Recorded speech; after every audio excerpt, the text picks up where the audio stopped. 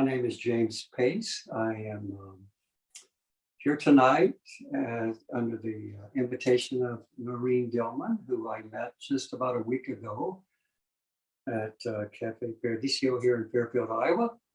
And I was wearing a Ayurvedic t-shirt from a company that I work for called Chandika, and she saw it and she stopped to talk to me. And we talked for a couple of hours and decided we would have a weekly meeting to discuss some of the principles of SVA, which we'll talk more about. That is Shaka Vanshya Ayurveda. I want to talk a little bit about my personal background first, if that's okay. My journey. No, would be great. Yeah, my journey for Ayurveda. I was a student in Fairfield, Iowa, 80 to 84 at Maharishi International University. And I think it was probably around 1984 that there was a lot of excitement on campus about Ayurveda. And where I was living, a lady that owned the house took a course and she came back all excited and said, well, we have to start doing massage with cured sesame oil. And we have to scrape our tongues in the morning, and we have to boil milk with cardamom and ginger, and a lot of little do's and don'ts from Ayurveda. So that was my first introduction to Ayurveda, the science of life. And then in 1985, I read a book by Dr. Vasant Lad called Ayurveda, the Science of Life. Read the book, and before that, I had been interested in healing, studying vitamins and minerals and some food and natural cosmetics, this and that, a big range of things, but it was just piecemeal information about health. When I read Dr. Lad's book, I immediately realized I don't understand this, but I know I want to do it. I said, this makes sense, even though I don't really deeply understand it at this point. I want to do this at some point. And so that was in 85. And then in about 1988 or I think it was 1988, I said, I want to go to take Dr. Lad's class, 8-month class in Albuquerque, New Mexico. So I applied, and in 1989, I drove from Atlanta, Georgia, where I'm from, to Albuquerque via Steamboat Springs, Colorado first, and joined the Ayurvedic Institute as a first-year student. What's it called? ASP? Something like that? Yeah, the ASP one. ASP one. Mm-hmm. And I loved Albuquerque. I loved being with Dr. Lad. I love the knowledge, his fellow students. We had a small class back then. I think the smallest class ever at the Institute, 8 people, of which I was the only man. So it was a great experience. And then it was over in July of 90. I left, went back to Georgia. And I didn't really give Ayurveda much thought for a long time until 1993. And then I heard there was through the TM Center in Atlanta, there was a Maharishi Ayurveda program training in Costa del Sol, Spain. So I went to Spain for 2 months, city of El Miramar on the Mediterranean Sea, where we had international students from all over. We had a men's class, we had a women's class, about 25, 30 students from all over the world. Three Vaidyas from India and a German MD who were teaching the class. There was a lot of handouts, a lot of notes, a lot of pulse reading.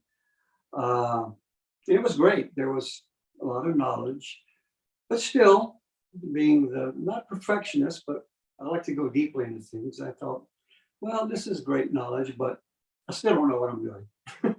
I still can't practice Ayurveda from what I understand at this point, but I know more than what I knew before.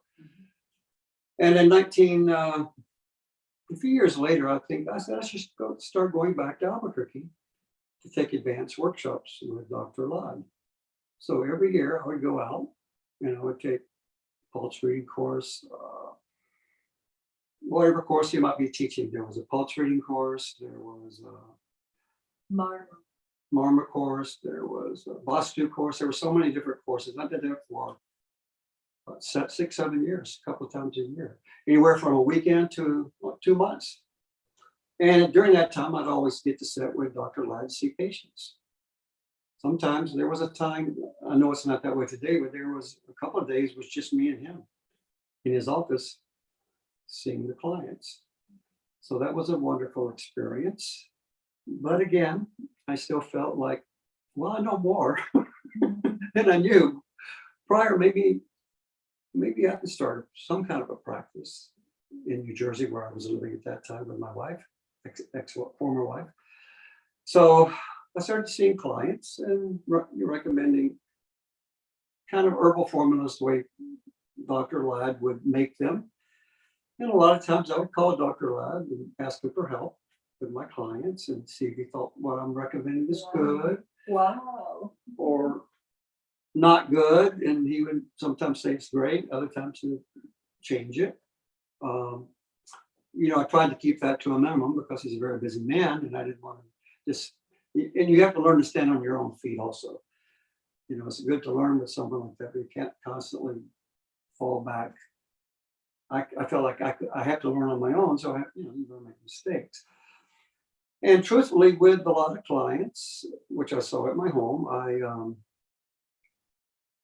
got good results with some, and others I didn't.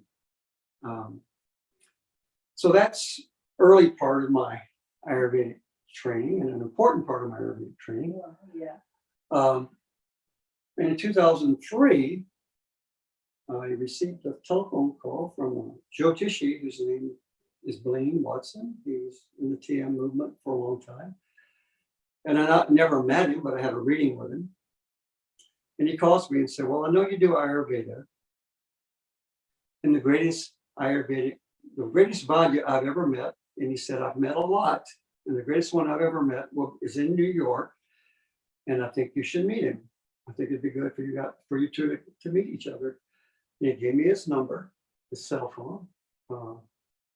And I called and he answered. And I mentioned, Blaine Watson gave me your number. And I had been reading your newsletter, Vaidya Mishra, when you worked for the TM movement. You had a weekly newsletter, which came in my mailbox by paper. It wasn't electronic. It was not a weekly, a monthly newsletter, Maharishi Ayurveda, with, like what do you call it? Just a newsletter, paper law, printing copy. And he said, well, and I mentioned, I studied with Dr. Ladd. He said, well, I do things differently than Dr. Ladd, but please come meet me for lunch, which is on the Upper West Side of Manhattan, some kind of a fusion Asian restaurant. So I met him and Melina, Dr. Tekborian, his wife, later. At that time, she was just helping him out with everything. He had just started his own Ayurvedic practice after he left the TM movement, which I'll talk about shortly. So I met him and he had 5 products to his name back then. He took my calls, he gave me some recommendations. Melina took the notes. He gave me some Soma Cal. Here, take this Soma Cal. This is one of my great new products. And he gave me some cream, transdermal cream. And so I don't remember if at that time I asked him about coming to see clients at my house or not. Maybe it was later, maybe it was then, but I knew a lot of people in the art of living, a lot of Indians in New Jersey, so many Indians. My county, Middlesex County, has the highest Indian population of any county in the United States. So I knew a lot of Indian people. Perfect. And through art of living, and there's a lot of TM people there. And I said, I think I can get a lot of clients coming here to see you in my home. Why don't we do that? And so he said, okay, sounds good. But it wasn't until 6 months later that we finally did that. And he came to my home and I had about 8 or 10 clients per day, 3 days in a row.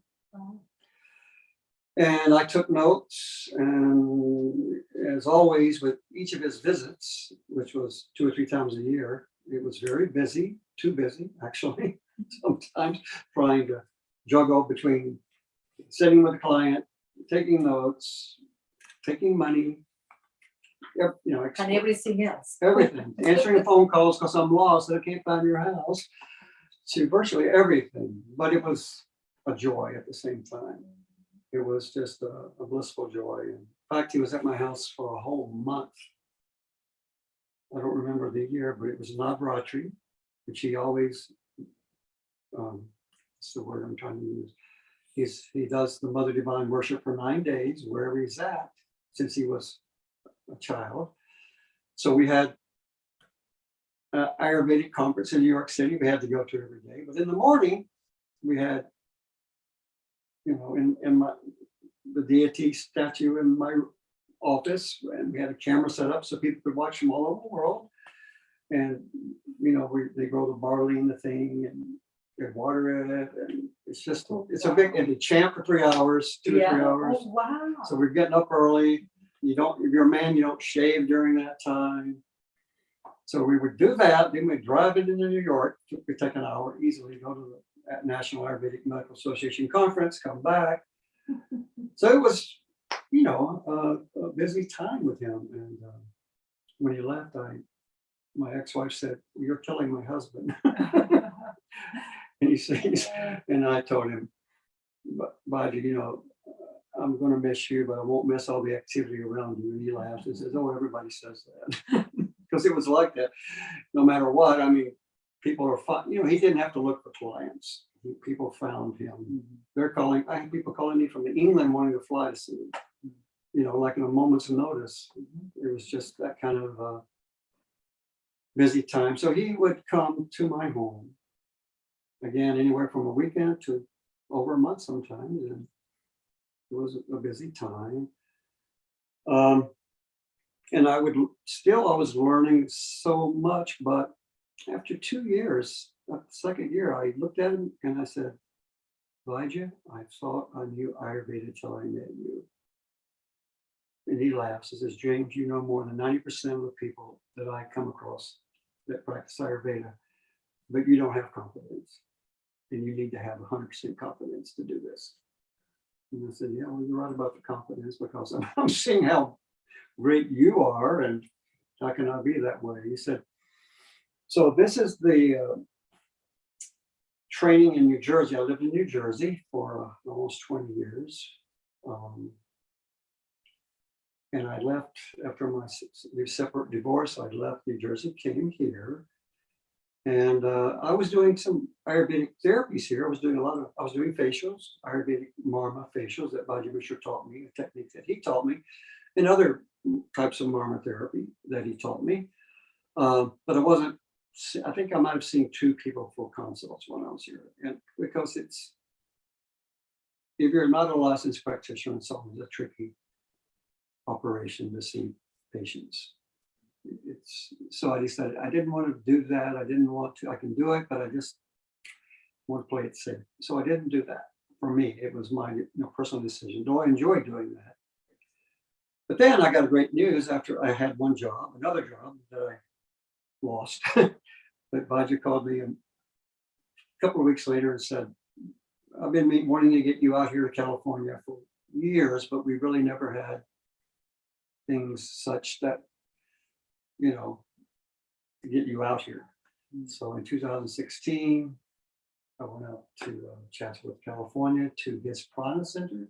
It's called the Prana Center, still called the Prana Center, where I worked full time, which was a lot of projects that I was given to do, and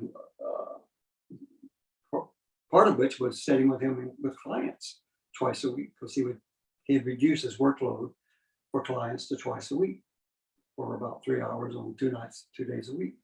But I got to sit with the clients, take the notes, do the education. And so I was there for about 8 months, but I decided I missed Fairfield. And I wanted to come back to Fairfield. So I mentioned to him that I would like to work part-time here in Fairfield, because part of my job was to do transcriptions of videos that he has done in DVDs, CDs, and other things was help him write a newsletter. So he would call me up once a week and give me a topic and some main points.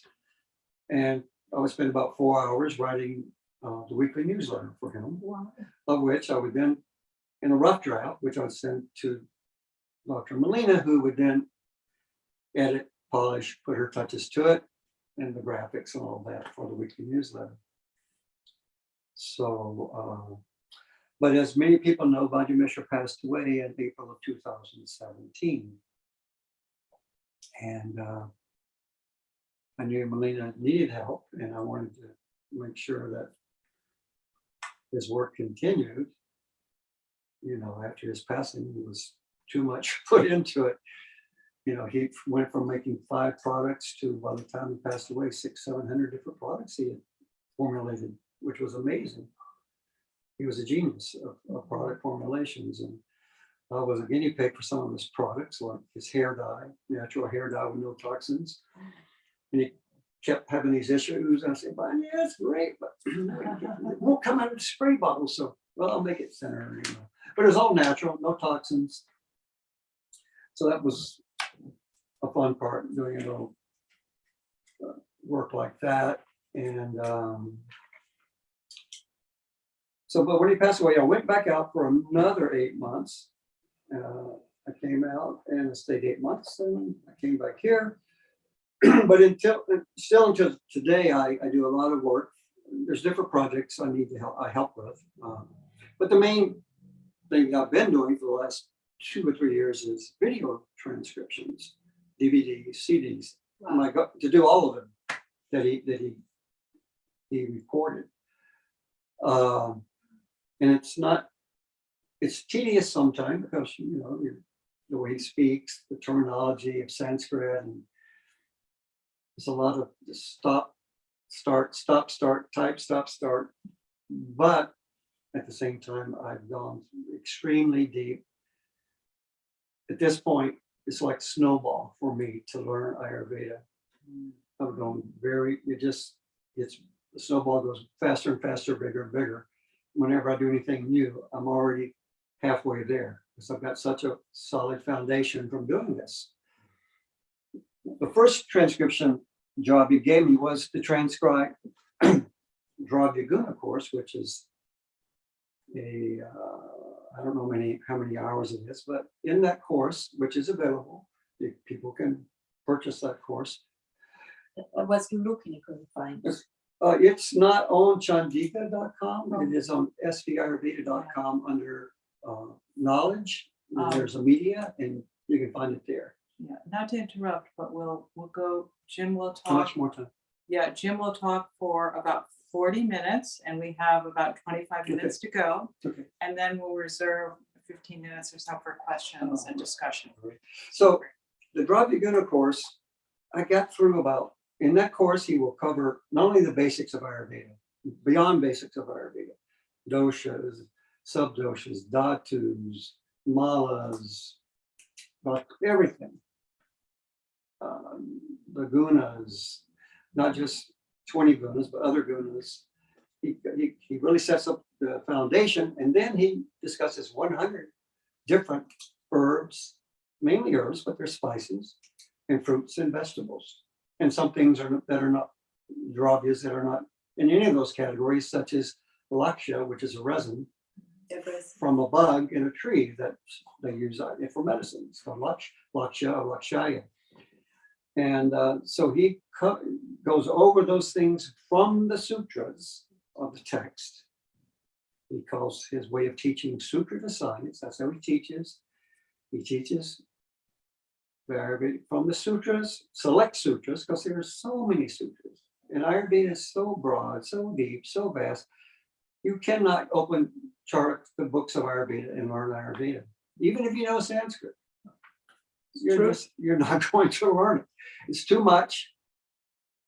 And you have to have someone who understands that, not only understands the sutras, what they're saying, but has experience applying the sutras. And I'm going to talk about his background in just a moment, so you'll know more about the sutras. But he teaches the way of taking the sutras, teaching from the sutras, explaining them, and validating the sutras through modern science. What does modern science now say that validates what we said in Ayurveda 5,000 years ago? Whether it be scientific research or from laboratories or studying herbs for making medicines, or whether it be from medical doctors in their experience, or both. So that's Sutra science, and that's a great way to learn. It's a great way to teach. Because, if you know anything about Sanskrit, you know it's a language of name and form, where the vibration is not, the name is not arbitrary. It actually correlates with the actual thing that it names. And it resonates inside you when you hear that Sanskrit word, even if you don't consciously understand it. So every herb has a name from the sutras. And when Vaidya teaches from the sutras about these herbs, he'll say, what does this name mean from the like 15, 20 angles, if there's that many different angles? Why is it called this? And why is it called this? Why this synonym and that synonym? So he goes into that. That's because that's part of Dravya Guna, is understanding the name and the form. That's part of Dravya Guna. Besides the properties, besides how you use it, that's also part of it. Could you just, for the audience, just indicate what Dravya Guna means? Dravya means, simple definition of Dravya is substance. There's a deeper definition, like every definition in Ayurveda. There's a deep definition. Guna means the property, the quality. But again, guna has a deeper meaning. So, for example, for Dravya, you can break it down into Dravya. It means it's giving you the thing that's giving you the vibration. So, because when you take an herb, you're using it, right? But you're getting something from it. It's like something is spent, but you're getting something from it. It's like you spend something to get something, right? That's Dravya. We don't have much time to talk about that. But again, Vaidya talks about the meaning of these words. He breaks the syllables down. You can understand the deeper meaning.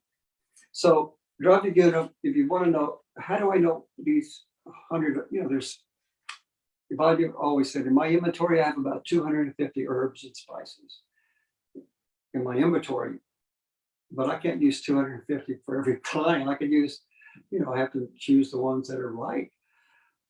But he chose 100 that are very important, things that are common, things you can purchase. Some are rare, but most of them you can get in the United States and in the Western world. And he covered those in great detail. And I transcribed that. Was my first assignment, was to transcribe that.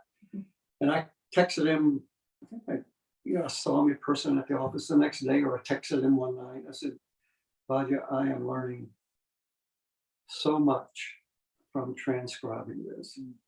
And I think he texted, it was a text. He said, James, you're going to know more than the BAMs. Those are Indians with Ayurvedic degrees, Bachelor of Ayurvedic Medical Science. You're going to know more than the BAMs by the time you finish this Dravya Guna transcription. And it's true, because I got all the sutras. I got to understand these sutras, every word. And so in transcribing, I would put every word, and then he would explain it, every single word of the sutra, what it means. So it really got me excited about doing any transcription, because there was so much I was learning. So that's a little bit about what my background with Ayurveda, with Dr. Vasant Lad, with Dr. Mishra, Vaidya Mishra. And but now we'll talk about Vaidya Mishra a little bit specifically, because as I had just mentioned, he did pass away from the earth in April of 2017. And I met him in 2003. That was the year I first met him in person. Again, though I read the newsletters for years. And, I was impressed with his knowledge from the very beginning. He was different than. I'll tell a story to maybe explain a little bit how he was different. Um, Anybody who knows about Ayurveda knows the terms Vata, Pitta, Kapha. We all know, anyone with any knowledge, they first know Vata, Pitta, Kapha. Well, there's a Dr. Doug Beach who trained with him. He's a chiropractor in Maryland, Bethesda, Maryland, who once said, I used to see a lot of Vaidya's from the TM movement who would come to my office, and I would be, because I have a license, they would sit with me, but I was relegated to just, being a note taker, basically. And he said, always the first thing these Vaidyas would say is, I would start. He said, so I met Vaidya Mishra. First, he said, he had a warm hello, and I felt really great with him. And then he sat down with the patient, and he started to talk, and I started right with Vata. And then he said, I was shocked. He didn't say anything about Vata, Pitta, or Kapha. He asked my client, are you skipping or delaying your meals? And he said, well, yes, I skip. I'm very busy. I skip lunch every day. He said, you can't do that. Your pitta is bubbling and you have to eat on time. You should never skip or delay your meals. So as Dr. Beach tells the story, that was the first thing that you get struck about Vaidya Mishra. Yes, he wouldn't take the pulse and tell you what subdosas are prioritized. This cut out, by the way. Now it's back. So he's very practical about teaching you. He always said Vata, Pitta, Kapha is elementary school. He said it's deep enough as it is. It's complicated enough as it is, but it's elementary school. He says that the idea of Ayurvedic body types is also elementary school. And I didn't know exactly what all that meant in the beginning, but I learned over time what he was saying about, and I'm not going to talk about those deeper aspects of Ayurveda tonight. I just want to give people the idea of that understanding Vata, Pitta, Kapha is a good starting point. But it's not a good staying point. It's not a good place to get stuck. I agree with you. People get stuck in those. Yeah. Right, because you have to be very practical. Why did the person have the problem? Well, their Vata say, okay, but why is their Vata high? Why's your Pitta? Why's your Pitta Kapha both? So that's just my introduction. There was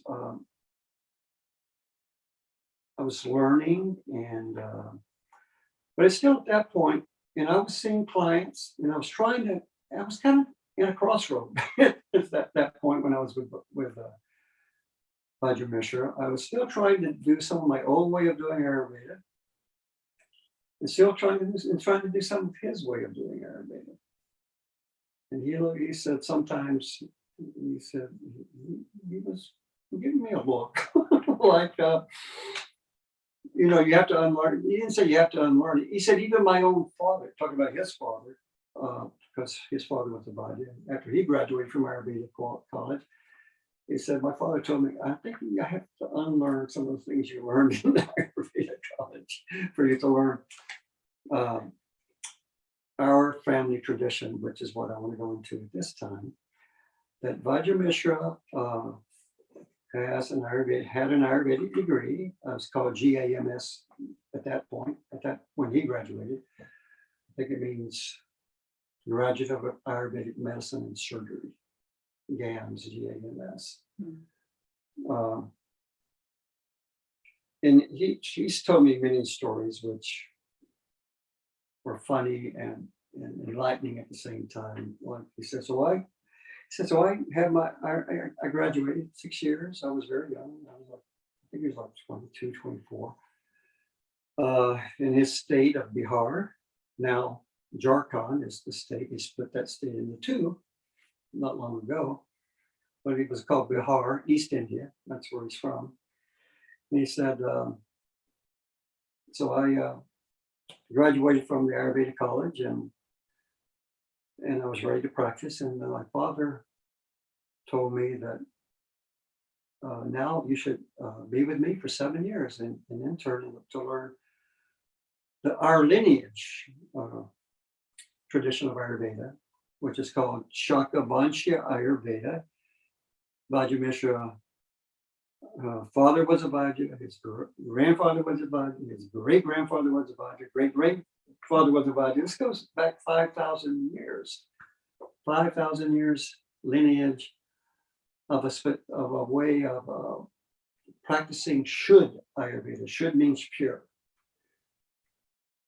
But specifically, it's a lineage of should Ayurveda called Shakavansha Ayurveda, which originated, according to what I've learned from Vaidya Mishra. There was an island 5,000 years ago called Shaka, and they think it could have been Madagascar, could have been somewhere near Iran. I don't think he knows exactly, but his ancestors came from that area. There's a story, and this is a documented story in one of the Puranas, a Vedic text called Puranas, Bhavish Purana. There's different Puranas, wherein it's mentioned that Lord Krishna's son, Sam, had leprosy.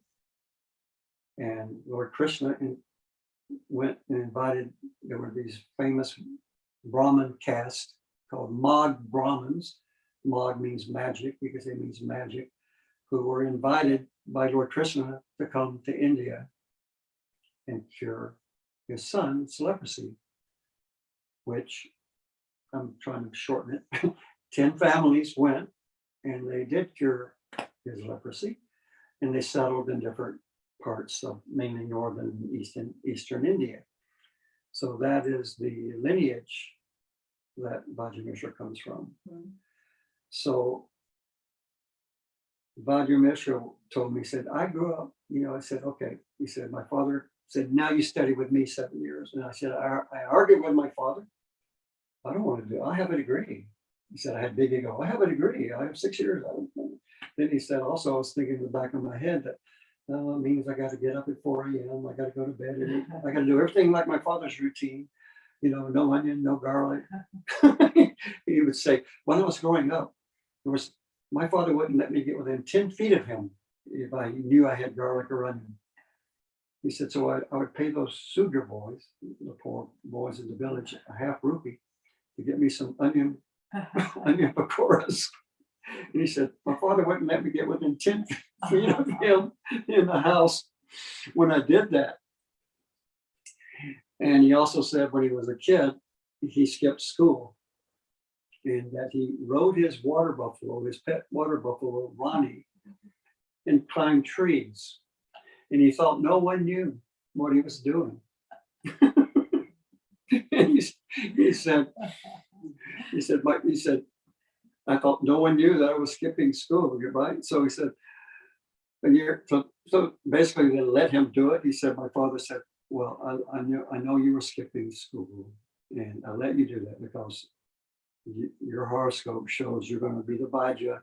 We have brothers and sisters, but your horoscope shows you're going to be the one to pass the lineage to the knowledge of and train with me. He said, so I let you play for a year because I knew the rest of your life how hard you're going to be working, which was true, right? Which was absolutely true.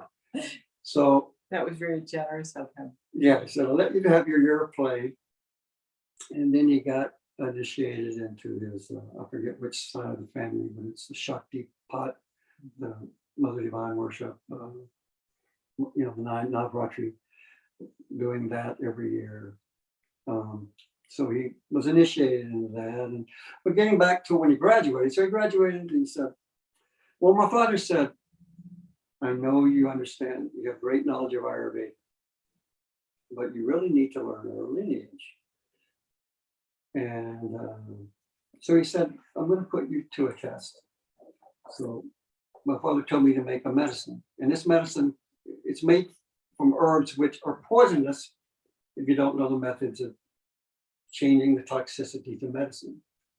I can't remember the term, but there's a term for that in Ayurveda, change toxic substance becoming non-toxic and becoming useful. So he said, I made it. And I went to my father and I showed him, well, I made it that, I don't know how he addressed his father, but he said, I made it. His father said, well, give it to him. And he said, no, this is not for you, Dad. This is for those people in the village. And his father told him, I know you made it correctly, but you don't know that. You don't have competence. And if you're going to practice Ayurveda, you must have 100% competence. So reluctantly, in the beginning, he started studying with his father. And then after 3 years, Vaidya Mishra told me another story that after 3 years of studies, the gentleman came to see his father, who had a business. He was a rich guy, had a factory or something, took his pulse. The gentleman left. And his father told him the reason he has this disease is due to pragyaparad, which means doing things you shouldn't be doing, having guilt about it, having been guilty because you're doing something bad. Because he said he's cheating on his wife with some of the girls that work in his factory. And he said, "You could tell that from the pulse, Dad?" He said, "Yes." And he thought, "I can't do this." If that's what it takes to be as good as you are, then forget about it. I'll just be a tutor for math or something to the high school kids or something, but I can't do that. And then his father told him, "If you can do just one thing, you'll be a world famous Ayurvedic physician." Okay, what's that? Just take care of the bowel movement. So Vaidya Mishra in the story says, "Well, I thought to myself, that should be easy enough. I can do that. Just take care of the bowel movement." So it gave me the confidence to keep on studying with my father. And then after so many years, toward the end, he said, "I thought my father was just some poor village Vaidya. I had no idea growing up what an amazing Vaidya he is, how much my lineage has to teach. I thought I knew everything about Ayurveda, but I didn't. I had no idea about this lineage knowledge that I was learning that I didn't learn in Ayurveda college." And then after 7 years, his father says, "Okay, son, you know it, you understand the lineage, you can go and start your practice." And he said, I started walking away from the hut, and he stopped me and he said, "Remember what I told you a few years ago about you can just, take care of the bowel movement, you'll be a world Ayurvedic physician?" He says, "Yes, I remember." He said, "There's one thing I didn't tell you. You know how everybody's face is different, everybody's bowels are different." And he said, "If you told me that 4 years ago, I would quit." But he said I had confidence at that point. Yeah, I just laughed and said okay. So this is one of the special things about Vaidya Mishra is having the degree in Ayurveda, but he has that deeper knowledge of pure Ayurveda as it was practiced thousands of years ago. It's not just about learning about a person's body type or which doshas are out of balance. There's much more to it. Too much to talk about tonight. I just want to lay a foundation for other weeks' courses that he, what, I didn't say this, but when I first met him, within 30 minutes, I thought, I don't know how his Ayurveda is different or why it's special, but I know it is because I can tell he has 100% confidence. His voice tells me he knows what he's talking about. There's no doubt in my mind. He knows, even if I don't know, he knows. It was just that kind of absolute confidence in what he was teaching. And he kept things very simple for me in the beginning. It wasn't very going that deep, but so that's a little bit about Vaidya Mishra, who came from a lineage, again, to summarize that, called Shaka, Vanshya, Ayurveda. I think the word Vanshya means lineage and or tradition, one or the other. And Shaka is the island they came from. And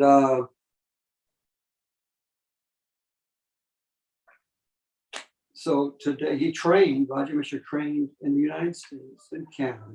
He used to travel a lot across US and Canada to teach a lot. I was one of the few people that he trained actually that wasn't a doctor or either a chiropractor or an MD. A lot of 25 or more chiropractors and MDs throughout North America he worked with. And I was one of the few that didn't have that degree, my name on a degree. which is the other reason why, again, why I didn't start practicing in earnest. But he trained Dr. Marian Tannenbaum, who has her own YouTube channel, and she's very famous. She has a book out on healing the thyroid with Ayurveda. She wrote about, I think, 3 years ago. And she also lives in she does live in New Jersey, where I used to live, about an hour from my city. So I used to take Vaidya from her house to my house and back and forth like that. She's very busy with her clients. In fact, I would say she's the busiest Ayurvedic practitioner in the United States. So that's about Vaidya Mishra a little bit. Now I want to try to touch, how much time? 10 minutes? Well, do you want to go another 10 minutes? Does Another that 10. work for you? Yeah. Okay, just 10. then go right ahead. Yeah. Because I wanted to touch, because in the future we want to talk some aspects of Shakavancha Ayurveda that people probably don't know about, even Yeah. people with Ayurvedic background. Yeah, I would say Don't definitely understand. continue, and then Yeah. we'll open it for questions. So, well, I want to pose a question to lead me into what I'm going to talk about next. What is Ayurveda? One thing Vaidya always taught me, in Ayurveda, everything has a definition. Everything. For example, ghee has a definition. Yogurt has a definition, how to make it, what it should taste like, what it is. If it doesn't meet the definition, then it's not that thing. And I was telling you, Noreen, that I was at everybody's health food store here in Fairfield, Iowa, and I saw a jar that said vegetarian ghee. Oh, come on, man. God, yeah. No, come on, man. It's ghee. It's not ghee. Ghee It is is made, plant-based, it's not gay. right. It's not made from cow's milk. There are other types of ghee, but it's not ghee. If it's made from some plant-based thing, it can't be. It doesn't meet the definition of ghee. But like that, everything in Ayurveda has its own definition. It's not some arbitrary thing. You just dream up what it is. No, there's specific definition. So years ago, before I knew about these definitions, you would ask me, well, and it's good to know the definitions. You have to know, like, what is Ayurveda? And I would start talking about, well, Vata Pitta Kapha. And then, we do this with herbs, and we do this with diet, we do this with color therapy. But I didn't really know how to define Ayurveda. But there's a sutra, what is Ayurveda? So, Enrique, can you say what is Ayurveda? Science of life. Okay. And Sonia? To me, it's life. Okay. Then we have to define life, for which there is a definition too. Well, is it the sutra regarding perfect health? What is perfect health in Ayurveda? Balanced dosha is What not. is That is one definition, Okay. which Or you're looking for something different? Ayurveda always has smaller and bigger sutras. So, yeah, that's one definition. Yeah. But I'm saying, what is Ayurveda? Oh, okay. Not what is, Well, Ayu means life, right, and Veda means knowledge. correct. You're close, you're getting So on. it's the laws of nature. The laws of life, the laws that define life. It's all that, but in my Sanskrit, it's far from perfect. But I want to, again, because I should do a little sutra to science too. Yeah. Sutra So- science, good. What is Ayurveda? It's called Ayur Hita Ahitam Vyade Nidanam Shamanam Tata Vidyate Yatra Vid Vadbi Oh, I hear that. Sa Ayurveda Uchate. So basically, we'll break it down in some words. We can chant that. Yeah. Ayur Hita Ahitam Vyade. You probably know the word Vyade. That's- Nidanam. Vaidya, no, No, Vyade, like Vyadi, I see. disease. Okay. So basically, so Ayurveda is Ayurhita. I mean, Hita means what is good for your life. Ahita, which is not good for your life. So what is Ayurveda? So Sutra starts out Ayurhita, what is good for life, which really, if you want to go deeper, means what is good for the flow of prana. What is all those things that enhances the flow of prana in you, each person, and what is not good for the flow of your flow of prana, ahitam. And then vyadi means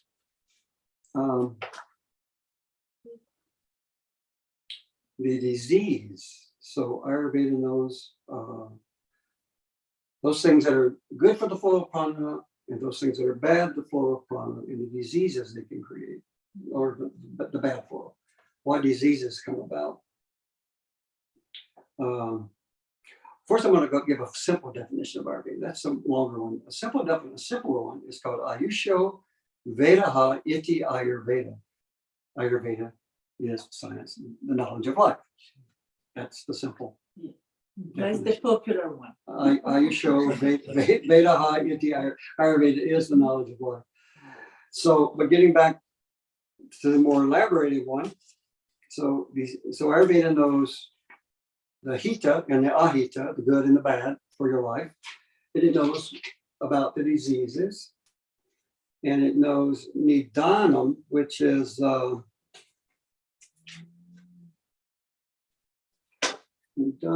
is the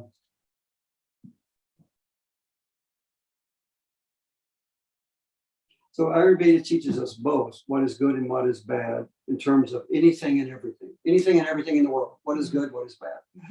In terms of diet, in terms of herbs, in terms of lifestyle, in terms of our thinking, in terms of our emotions. Experience. Instead of saying good and bad, would you say it's more about because those words can seem rather extreme, and sometimes the sutras are extreme in terms of their meaning. Would it be what promotes, was health promoting? Yeah. And what is detrimental to your health? What is detrimental? Okay. In that sense. Yep. And really the flow of prana, which of course maintains your health. So, and then, so they know about that, they know about the diseases, and they know about and how to design them, they know about the diagnosis, how to diagnose these things. And then shamanam means they know how to pacify it, how to pacify the causes of imbalances. So vidyate yatra means all these things are there in Ayurveda. That's what vidyate yatra means.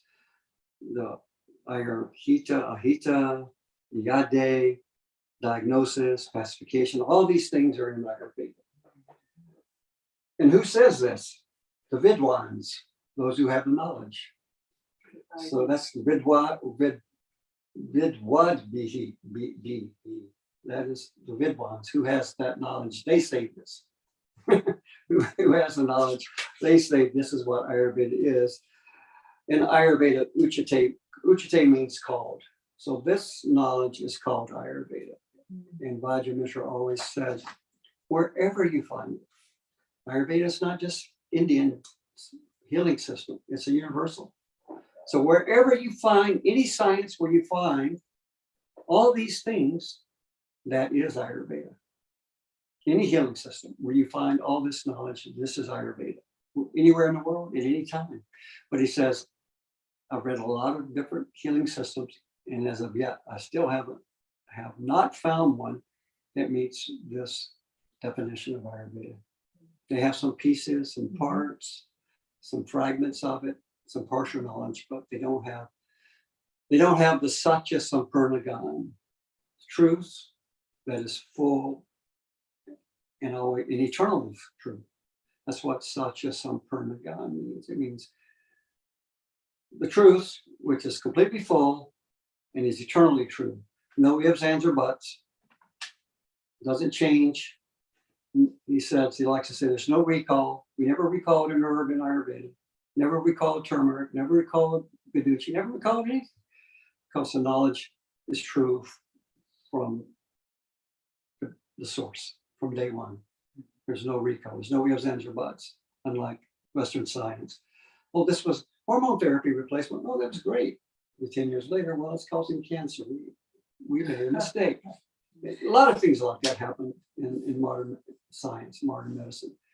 So there's no, it's the truth, the eternal truth. Always has been, always will be. That's what Satya Sampurna Gyan means.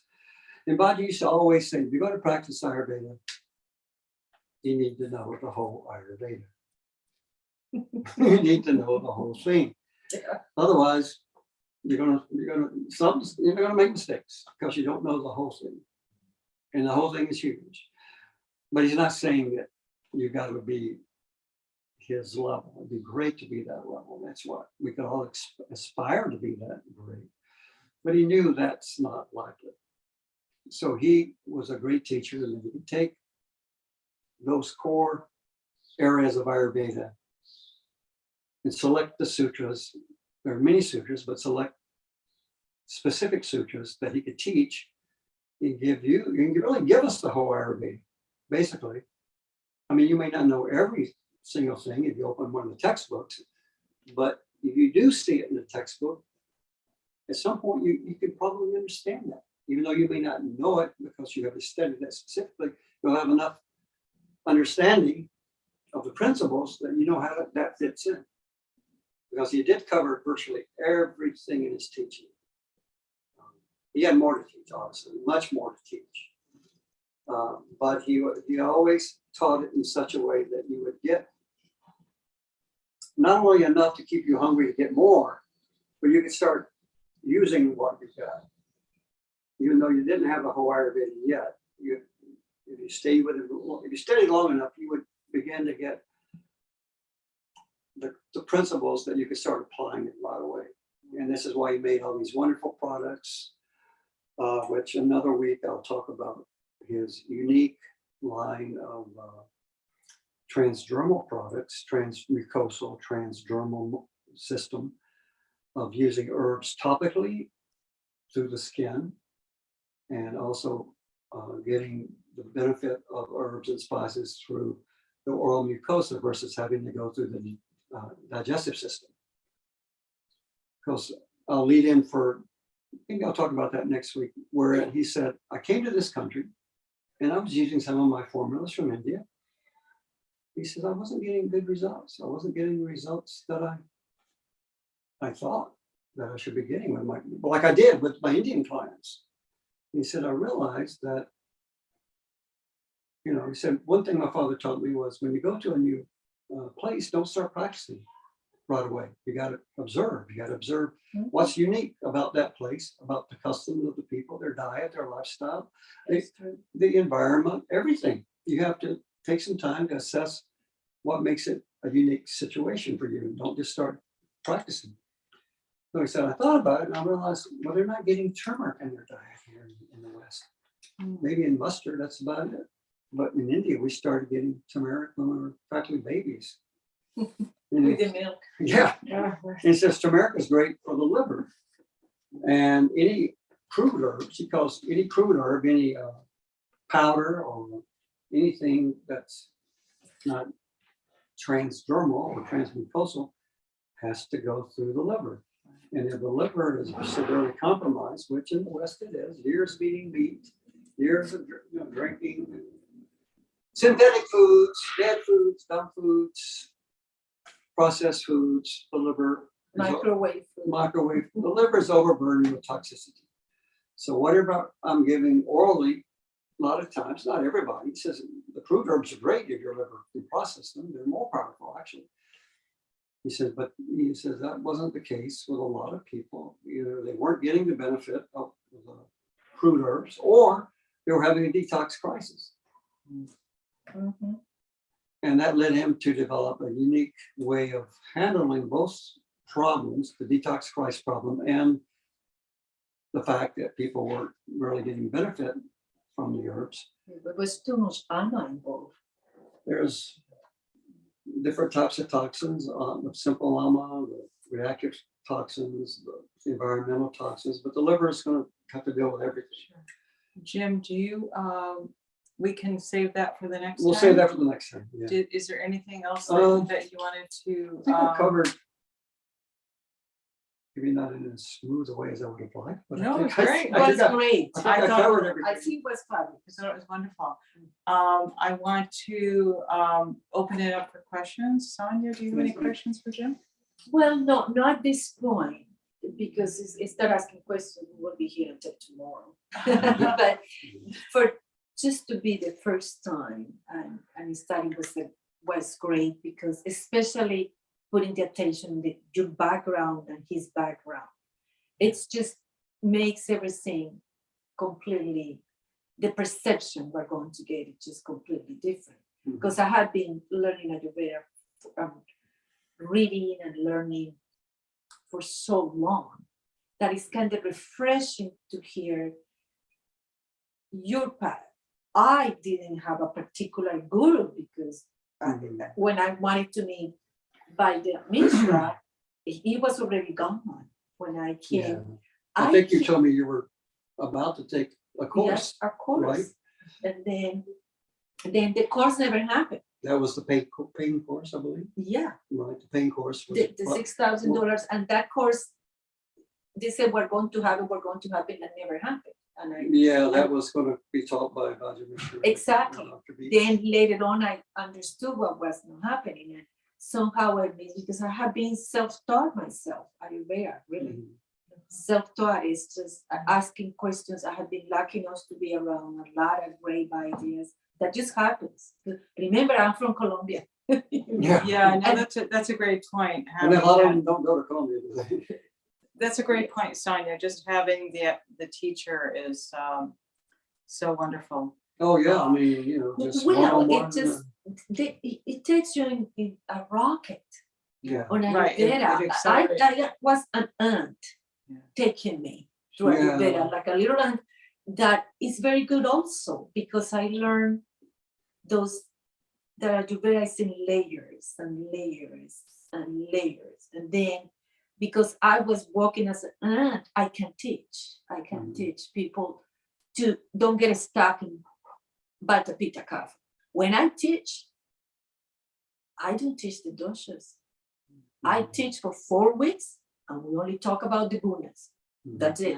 We're going to go from Go the from the beginning, though, which we're going to start about the source of everything, which is Prana, which that's maybe not, that's Sure, where we should start sure, next sure. week, which comes from Om. Absolutely. Because Vaidya Mishra's way of doing Ayurveda is all about enhancing the reception, the flow, delivery, and interaction of prana and the release of used prana from the physiology. He says prana is God's power. What more do you want? Yeah. So that's where he starts from. He starts from the beginning. He said, I start 2 steps before the Vata Pitta Kapha. Mhm. No, to me, Vata Pitta Kapha is just Yeah. no starting point. Right. Because I But you people have to get know about stuck. Sure, sure. Because I noticed that people get Well, stuck people can get stuck on that and. Yeah. for decades. Oh, I did. Believe me, when I was seeing clients, I'm always like, okay, is this a Vata Pitta Kapha? Sure. Well, the reality is, it's most of the time it's all 3. Yeah, yeah. In different exactly. degrees. It's all 3 out of balance. Goodness, I think I'd like to ask Enrique, do you have any questions for Jim, either anything at all that you want to put out there? Not at this moment in time. Okay, awesome, awesome. It's Um, great. I guess I have a couple of questions. First one is, Vaidya Mishra passed away in 2017, and where do you see his legacy going forward? Great question. Oh, that's a good question because I mean, just from your perspective. well, you know, it's his wife's, Dr. Melina Tagorian's company, and we had a little talk about that, you know, and how, and she was agreeing, you know, well, yeah, you know, we're not going to be around forever, and but his knowledge and his teaching should be, which is, I'm sure, part of the reason I'm transcribing everything. Right, yeah, and actually that brings me, so maybe that is something that you can ponder or talk with Melina about, and you can. Well, at you this can have- point- you can share a little bit about that in the future. Yeah, at this point, Okay. well, I don't think we're there at that bridge. yet. That's fine. So that's something that I'm curious about, and I'm sure others are as well. And the other one actually relates to that, in your transcriptions. I love what you shared about the transcriptions in terms of they allowed you to access them by doing this work, which is rather tedious. I know because I've done some of that work in the past. But by doing it, you were able, Vaidya Mishra put you in a position to access the knowledge on a much deeper level. Honestly, I'm learning probably more now than I did when I was sitting with him in my home, seeing patients. Right. Because he doesn't have time to teach me everything. Yeah. You know, Yeah. he doesn't. I mean, besides doing those things, I also was his East Coast coordinator for various workshops, which he gave, and two or three were at the New York Open Center. People know about the New York Open Center, Yeah. very famous place in Soho area of Mhm. Manhattan. So I think we had 3 workshops there. We had several at a beautiful place in eastern Pennsylvania, Pocono Mountains, called Arsha Vidya Gurukulam. It's a South Indian style temple started by Swami Dayananda, Saraswati Dayananda. And he has other temples. Some are in India. I think one's in California. It's a beautiful place. There were always a great hosts. Vaidya and I got a suite together, and we cooked in the room. We had our own stove, you know, so we were able to cook. And we were out there, I don't know, 6, 7, 8 times for weekend workshops, week workshops, typically 30 to 40 students. It was always a beautiful, it's in the Poconos, in the Awesome. beautiful country. Yeah. Great environment. So Well, one of my job was to set up workshops in New Jersey, right, okay. Pennsylvania. Well, I think this has been really wonderful, Jim, and I want to thank you. Any final words as we wrap up the video? Well, to finish your last question was. Well, it had to do with, the it was transcribing. really just a comment that, maybe it was more of a comment than a Okay. question. Yeah. Yeah, you're That- correct that I'm learning so much more now. Yeah, because I think that, you know, the job can seem rather mundane doing transcriptions. Yeah. But by taking that time and going through every word, Yeah, it's enabling you to access the knowledge in a deeper way. yeah, and as I mentioned earlier, it's just like a snowball effect. Right. Again, the study of Ayurveda, and it bothers me. Let me put it this way: I see very arrogant students. Yeah. Yeah, that but think it's part of, but you know, it's part of the thing. it's part of the environment. It's part of it. I know. It's- Yeah, Say, well, I if think the what weather you're could- saying is part of the balance. it takes a very long time, Yes. and it is a process, and it's an Maybe unfoldment. arrogant is not the right word. Overconfident is a better word as opposed to arrogant. Okay. And I was there too. I was totally there too. Even Vaidya said he was there. Yeah. After he went to college for 6 years, he said, I had that. I know, I just went to college for 6 Yeah. years. One of the things that I'm Well, I think we can continue privately, but I think we're gonna wrap up Okay. the video. Sounds good. Did you have anything else that you wanted to add, Jim, before we wrap up? No, anyone that's going to be watching our video in the future or our Ayurveda Cafe, I appreciate your taking the time to participate virtually. And in the future, we will not be having classes per se, but I will touch upon some of the tenets of Shakavansha Ayurveda more. We'll go more into knowledge. Like next week, we'll talk about what is prana. Awesome. Where did Vata Pitta come from? But where did doshas come from? They're not just there, they have a source. Sure. So we'll talk about those things Awesome. next week. Great, wonderful. Yeah. Well, thank you so much. Thank you.